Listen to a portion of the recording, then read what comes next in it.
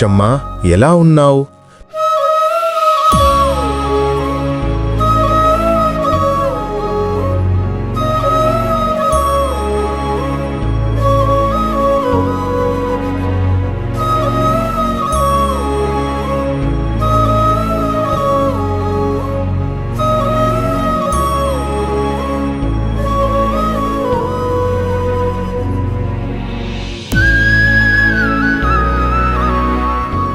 స్వాములు అందరూ మా పూజకి విచ్చేసి ఘన విజయం చేసినందుకు ధన్యవాదాలు. స్వామి ఏ శరణం అయ్యప్ప.